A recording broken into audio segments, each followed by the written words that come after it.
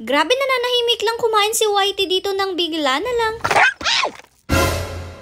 Nakita kasi ni Mother na andito na naman si Pulgoso sa atin at alam niyo naman kapag pumupunta siya dito, isa lang ibig sabihin niya nanghihingi siya ng food. Kaya naman yung tira naming ulam na may kanin, binigay na nga niya kay Pulgoso at syempre sinamahan niya rin niya ng dog food. O diba, ang sarap ng kain ni Pulgoso ngayon. Kung mapapansin niyo rin nga, mahaba na talaga yung mga balahibo niya ngayon, kitang-kita naman dyan. Kaya naman nakakatuwa talaga. Lafang na lafang rin nga siya dyan nang biglang makita ni Mother na isa-isa na nga nagpupuntahan dito ang mga doggies at yung isang lumapit pusa pa. Wala naman talaga sa oras ng pagpapakain to since nakakain na nga sila kanina. Pero kasi basta magpakain si Mother dito, nagsisilapitan talaga silang lahat. Ramdam na ramdam nga nila basta magpakain si Mother. Kaya naman ayan, dito sa kabila, etong pusang to naman yung biglang dumating. Kilala nyo naman itong cat na to, diba guys? Siya yung palaging pumapasok sa loob ng mansyon natin. Kaya naman pinapasok siya ni Mother dyan para nga doon siya sa loob makakain. As much as possible nga kasi nihiwalay ni Mother ang pagkain ng mga pusa sa pagkain ng mga aso kasi syempre napakaliit ng mga yan. Kawawa naman kapag inaway sila. Dito na nga siya inabutan ni Mother ng pagkain sa ilalim ng sasakyan since dyan nga siya nakapwesto. Dyan nga sa pagkain niya, kumuha pa si Mother ng konting ulam para ibigay nga niya kay Pulgoso para makatikim rin nga daw si Pulgoso ng ulam na yan. O diba, nag-enjoy din siya. Pero nung binigyan nga niya si Pulgoso dyan ng food, nakita niya bigla na andito na rin pala si Whitey. Kaya naman ayan, kinailangan na talaga niyang kumuha pa ng food. Pero tika kasi na-expect na talaga magsisilapitan sila ngayon at dadami sila kasi dapat si Pulgoso lang talaga yung kakain since nakakain na nga sila kanina. Pero wala naman choice si Mother kaya ayan, talagang ikinuha na lang niya ng pagkain si Whitey mula dyan sa kinakain ni Pulgoso. Buti na lang mabait talaga itong si Pulgoso na to. Kaso yan, inaway niya bigla si Whitey kaya naman inilayo ni Mother yung pakainan at ayan, nagsilafangan na rin sila kasi dumating naman na sunod yung isa pang anak ni Whitey na Brown. Wala na kasi talagang ulam sa loob kaya naman sa gusto ni Mother ay makatikim sila lahat ng pagkain na yan na may tirang ulam nga rin. Kawawa naman kasi kung si Pulgoso lang makakatikim ng masarap ngayon, kawawa naman yung iba nanghihingi rin ng food.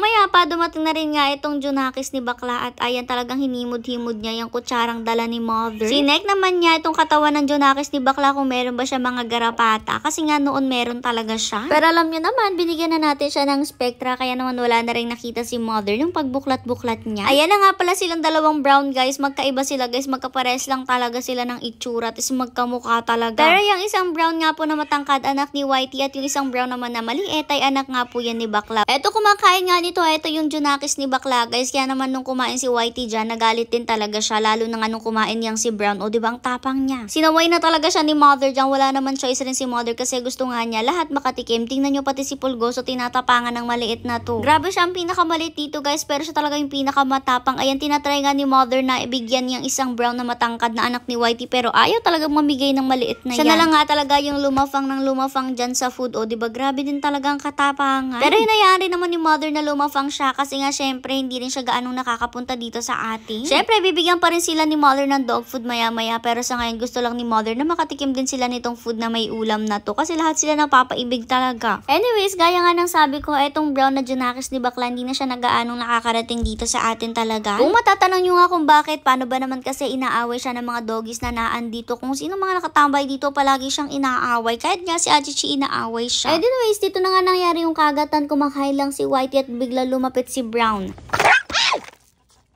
Seba! Ikaw naman kasi nanunggab!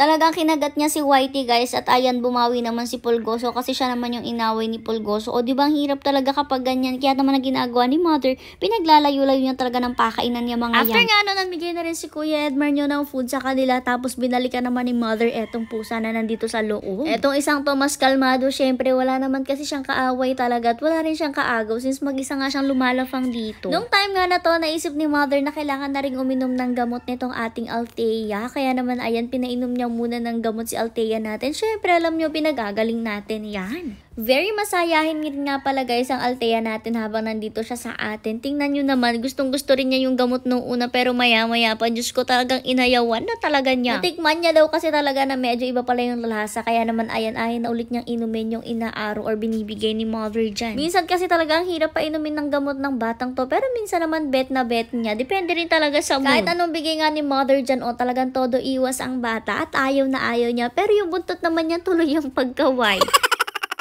On to the next gamot naman na tayo nung mabigayan lahat ni mother. Ayan, talagang ayaw na din niyang inumin itong gamot na to. Feel ko mas iba yung lasa ng gamot na to. Pero ayan, madali rin naman napainom ni mother nung mabuksan niya yung gate ng cage nitong si Althea. Feel ko naman ngayon gumagaling na siya at mas nagiging better since hindi na nga siya kagaya ng dati na sobra magkamot.